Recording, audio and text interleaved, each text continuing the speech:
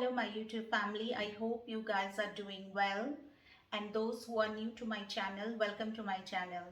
दोस्तों, इस साल का बजट बहुत ही सिग्निफिकेंट था और इसका सिग्निफिकेंट असर पड़ेगा हमारे पर्सनल इन्वेस्टमेंट पर। तो बजट के चेंजेस को कंसिडर करते हुए हमें अपने इन्वेस्टमेंट स्टाइल को भी चेंज करने की ज़रूरत है, ताकि इससे हमें ज़्यादा से ज़्यादा फ़ायदा हो और हमें पता हो हम कहाँ कहाँ इन्वेस्ट कर रहे हैं और किस वे से इन्वेस्ट कर रहे हैं। तो आज के वीडियो में मैं इसी बारे में बात करूंगी। तो चलिए स्टार्ट करते हैं आज का वीडियो स्टार्ट करने से पहले अगर आप मेरे YouTube फैमिली का हिस्सा अभी तक नहीं बने हो तो जल्दी से जाओ, सब्सक्राइब बटन क्लिक करो और मेरे YouTube फैमिली का हिस्सा जल्दी से बन जाओ।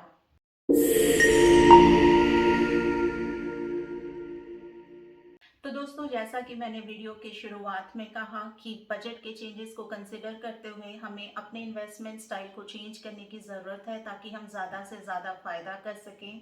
और चीज़ों को सिंपल टर्म में समझाने के लिए आपको स्क्रीन में एक स्लाइड नज़र आ रहा होगा।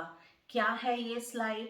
बेसिकली ये स्लाइड सारे एसेट क्लास का एक कॉम्प्रिहेंसिव पिक्चर है बजट के चेंजेस को लेकर।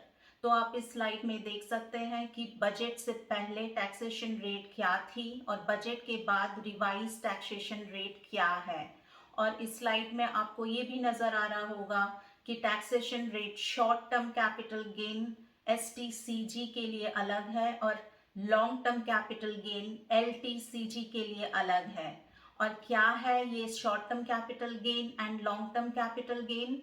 अगर आप सीरियल नंबर 1 पे देखोगे, for listed stocks, equity, mutual funds and ETFs, से फॉर एग्जांपल आप कोई भी स्टॉक या म्यूचुअल फंड या ETF खरीदते हो और उसे 12 मंथ्स या 12 मंथ से पहले बेचते हो तो वो शॉर्ट टर्म कैपिटल गेन के अंडर आएगा। तो अर्लियर वो टैक्सेशन रेट थी 15%, लेकिन आफ्टर बजट वो टैक्सेशन रेट हो गई है 20%। सिमिलरली अगर आप कोई भी लिस्टेड स्टॉक या म्यूचुअल फंड या ETF 12 मंथ्स के बाद बेचते हो तो वो लॉन्ग टर्म कैपिटल गेन के अंडर आएगा और इसकी पहले टैक्सेशन रेट थी 10%, जो कि बजट के बाद रिवाइज होके हुई है 12.5%। अगर हम इस स्लाइड में serial number 7 which is physical real estate को कंसिडर करें तो under long term capital gain पहले टैक्सेशन रेट थी 20% विद इंडेक्सेशन बेनिफिट, लेकिन बजट के बाद वो रिवाइज होके 12.5% हो गई है विद नो इंडेक्सेशन बेनिफिट। और लॉन्ग टर्म कैपिटल गेन कब कंसिडर होगा? जब आप कोई भी रियल एस्टेट जो आप ओन करते हो उसे 24 मंथ्स के बाद बेचोगे। यानी आज आपने घर लिया और उसे 2 साल बाद बेच रहे हो, तभी long term capital gain consider होगा। आप इस स्लाइड में देख सकते हो होल्डिंग पीरियड 24 मंथ्स ही लिखा हुआ है। तो बेसिकली ये स्लाइड आपको ये समझने में मदद करेगा कि आप एक एसेट को कितने देर होल्ड कर सकते हो और कब बेच सकते हो, ताकि आपको कम से कम टैक्स देना पड़े और आपको ज्यादा से ज्यादा प्रॉफिट हो। तो वीडियो को ज्यादा लंबा नहीं करने के लिए आज हम इस वीडियो में 3 एसेट्स के बारे में बात करेंगे। पहला asset listed stocks, mutual funds and equity. दूसरा एसेट फिजिकल रियल एस्टेट। तीसरा एसेट गोल्ड। तो बेसिकली मैं आज इस वीडियो में आपको बताऊंगी ये जो 3 एसेट क्लास हैं, listed stocks, mutual funds and ETFs, physical real estate and gold, इन तीनों एसेट क्लास को लेकर आपका इन्वेस्टमेंट अप्रोच कैसा होना चाहिए जिससे आपको ज्यादा से ज्यादा फायदा हो।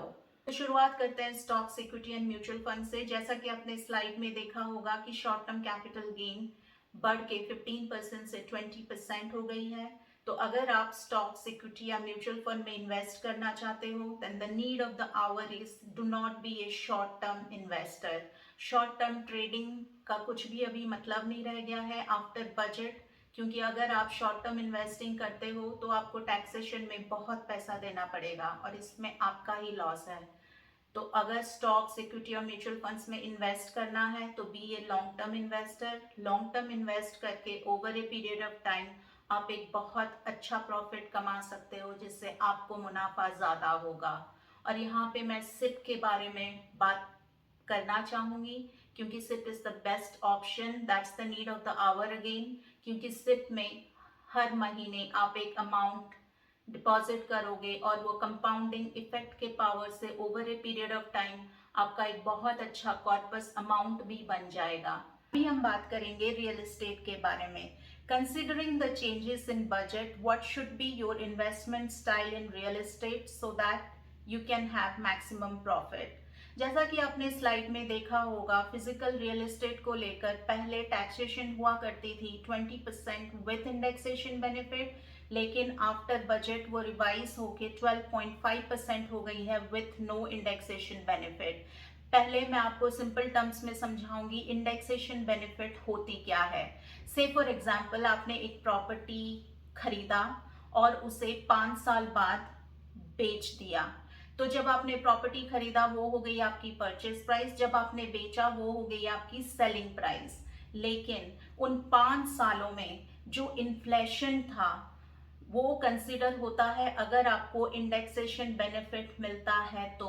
और इंडेक्सेशन बेनिफिट मिलने से आपका टैक्सेशन कम लगता है, तो आप उसमें ज्यादा प्रॉफिट कमा सकते हो क्योंकि आपको गवर्नमेंट को उतना टैक्स देने की जरूरत नहीं है from taxation point of view. अभी बजट के बाद से क्या हुआ है, वो इंडेक्सेशन बेनिफिट हट गया है, तो अभी हमें ज्यादा से ज्यादा टैक्स गवर्नमेंट को पे करना पड़ेगा अगर हम कोई प्रॉपर्टी 24 मंथ्स के बाद बेचते हैं तो अभी हम बात करेंगे ऐसा क्या इन्वेस्टमेंट स्टाइल हमारा होना चाहिए जिससे हमें ज्यादा प्रॉफिट हो और जिससे हमें कम टैक्स पे करना पड़े। दोस्तों, वो जमाना गया जब हम एक प्रॉपर्टी को रख के उसे 15-20 साल बाद बेचते थे, क्योंकि अगर हम वही पुरानी टेक्निक अपनाते रहेंगे तो हमें बहुत लॉस होगा, क्योंकि हमें बहुत ज्यादा टैक्स देना पड़ेगा जो कि हम में से कोई भी नहीं चाहता। हम सब चाहते हैं पैसे बचाना।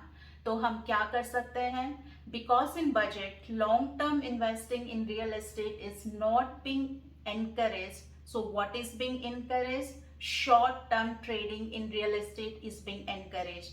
Short term trading होती क्या है, आप एक property low, first acquire the property and then add value to it, and then before long term capital gain hits you sell off the property.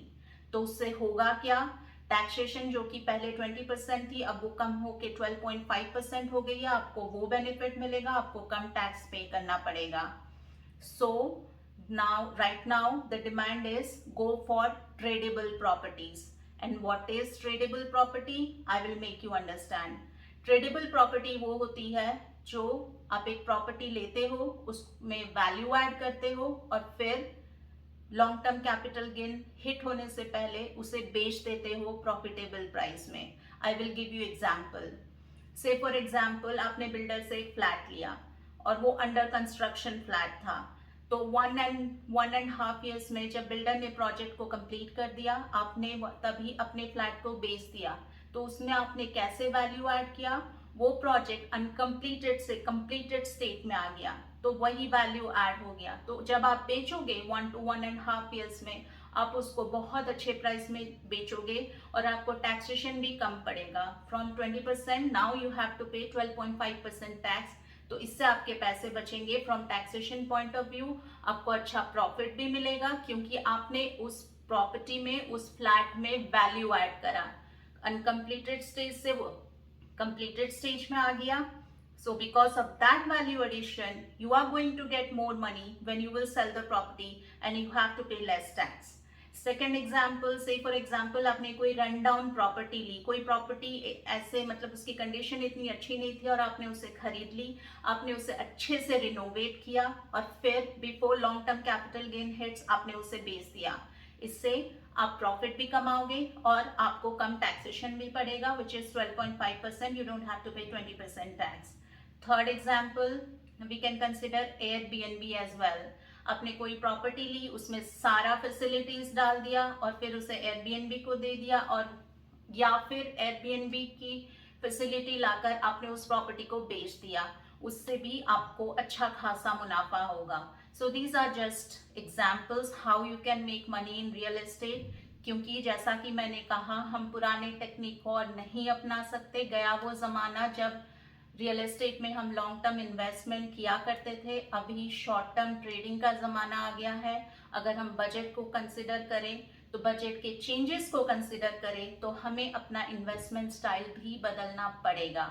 So the second key takeaway point considering real estate asset class is go for short-term trading in real estate, go for tradable properties.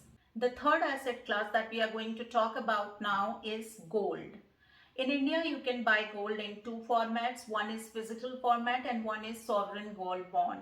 There are other formats as well, like in form of jewelry also you can buy gold, but that's pretty much insignificant because if you will buy gold in form of jewelry, there will be a lot of charges like making charges, etc., which will not make you much money. So there is no point in talking about it because here we are talking about pure investment purpose assets. So here let me explain you what's the major difference between physical gold and sovereign gold bond. Physical gold के बारे में तो आपको पता ही होगा, be it in the form of bar or be it in the form of biscuit. इसकी कोई lock in period नहीं होती, इसकी कोई होल्डिंग पीरियड नहीं होती. आप जब चाहे लो और जब आपको लगे कि गोल्ड का प्राइस हाई हो गया है आप उसको बेच दो. अभी मैं आपको बताऊंगी सोवरेन गोल्ड बॉन्ड के बारे में. सोवरेन गोल्ड बॉन्ड को गवर्नमेंट ने 2015 में इंट्रोड्यूस किया था. इसकी लॉक इन पीरियड होती है और इसकी लॉक इन पीरियड है 5 इयर्स. इसकी होल्डिंग पीरियड है 8 इयर्स. इसमें आपको टैक्स एडवांटेज भी मिलता है और इसमें गवर्नमेंट आपको 2.5% पर एनम के हिसाब से इंटरेस्ट भी पे करती है. लेकिन सोवरेन गोल्ड बॉन्ड का सबसे बड़ा डिसएडवांटेज क्या है? Because it has a locking period of 5 years and holding period of 8 years, SGB पे आपको रिटर्न मैच्योरिटी के बाद ही मिलता है. It's very similar to fix deposit. अगर आप फिक्स डिपॉजिट मैच्योरिटी से पहले ब्रेक करते हो तो you have to incur lot of loss. The same principle applies here as well in sovereign gold bond. तो गवर्नमेंट ने इसको 2015 में इंट्रोड्यूस करा था. तो अगर आप 8 इयर्स का होल्डिंग पीरियड लेते हो तो 2023 के आसपास इसकी रीपेमेंट होगी क्योंकि तभी ये बॉन्ड मैच्योर करेगा. So with regards to gold, what the government did in this budget, basically what the government did was they reduced the custom duty on gold from 15% to 6%. तो इससे गवर्नमेंट को क्या achieve हुआ? Basically gold के custom duty को 15% से 6% कम करके government ने गोल्ड के प्राइस को लगभग 9% कम कर दिया गया. और इससे हुआ क्या? It's a loss for sovereign gold bond holders क्योंकि उन्होंने लिया था 2015 में. अब जाके 2023 के एंड के आसपास जब उनका बॉन्ड मैच्योर होने लगा या जब उनको रीपेमेंट उस बॉन्ड का मिलेगा आफ्टर मैच्योरिटी, तब गोल्ड का प्राइस लगभग 9% कम हो गया.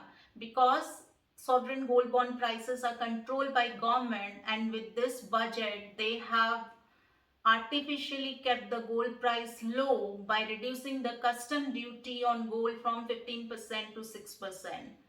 तो वहीं पे अगर आप फिजिकल गोल्ड लेते तो उसमें आपको कोई लॉक इन पीरियड नहीं था. आप जब चाहे ले सकते थे और जब भी आप देखते गोल्ड का प्राइस हाई है आप उसे बेच सकते हो, या अगर आपको लगे कि गोल्ड का प्राइस अभी लो है तो आप उसे होल्ड कर सकते हो. Because there is no lock in period so you can sell it any time you want to. So what's the key takeaway point here with respect to gold? Because the gold bond, sovereign gold bond prices are controlled by government, and in this budget they have reduced the custom duty on gold from 15% to 6%, by which they have tried to keep the gold prices artificially low. There is no point in going for sovereign gold bond. Any day physical gold is a better option to invest in. So guys, budget के changes को लेकर आज हमने 3 asset class के बारे में बात की. पहला asset class stock, security and mutual fund, दूसरा एसेट क्लास रियल एस्टेट, तीसरा एसेट क्लास गोल्ड. हमने बात की इन तीनों एसेट्स को लेकर आपका इन्वेस्टमेंट स्टाइल क्या होना चाहिए जिससे आप कम टैक्स दो और ज्यादा प्रॉफिट कमा सको. वीडियो के एंड में मैं ये क्लियरली बताना चाहूंगी और ये डिस्क्लेमर देना चाहूंगी कि ये वीडियो किसी भी तरह से कोई इन्वेस्टमेंट एडवाइस नहीं था. आप जब भी इन्वेस्ट करो अपने समझदारी, अपने सूझबूझ से करो और खुद का डिसीजन लेकर करो. आई होप ये वीडियो आपको अच्छा लगा. अगर आपको ये वीडियो अच्छा लगा आप ज़्यादा से ज़्यादा लोगों तक शेयर करें और अगर आप मेरे YouTube फैमिली का हिस्सा अभी तक नहीं बने हो तो जल्दी से जाओ, सब्सक्राइब बटन क्लिक करो और मेरे YouTube फैमिली का हिस्सा जल्दी से बन जाओ। I will see you soon in my next video. This is Deepti signing off for today.